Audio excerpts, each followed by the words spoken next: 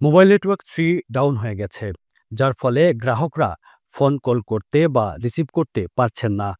এই সমস্যার ধরন এমন যে অনেক ব্যবহারকারী বুঝতেই পারছেন না তারা সমস্যায় পড়েছেন, কারণ ইনকামিং কল মিস হওয়ার বিষয়টি সহজে বোঝা যাচ্ছে না। থ্রির নিজস্ব গ্রাহকদের পাশাপাশি আইডি মোবাইল এবং স্মার্টি এর ব্যবহারকারীরাও এই সমস্যায় পড়েছেন, যেহেতু এই নেটওয়ার্কগুলো থ্রির অবকাঠামোর ওপর নির্ভর করে।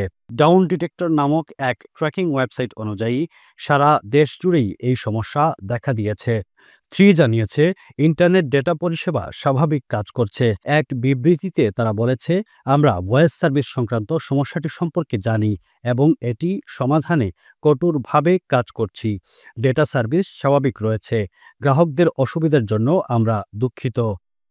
তবে কী কারণে এই সমস্যা হয়েছে কিংবা কখন এটি ঠিক হবে সে সম্পর্কে বিস্তারিত কিছু জানায়নি থ্রি। ল্যান্ডলাইন ও ব্রডব্যান্ড সংযোগের ক্ষেত্রে অফকম একটি স্বয়ংক্রিয় ক্ষতিপূরণ প্রকল্প চালায়, যেখানে নির্দিষ্ট সময়ের জন্য পরিষেবা বন্ধ থাকলে গ্রাহকদের ক্ষতিপূরণ দেওয়া হয়, কিন্তু থ্রি এর জন্য এমন কোনো বাধ্যতামূলক স্কিম নেই। Desk news, UK Bangla live.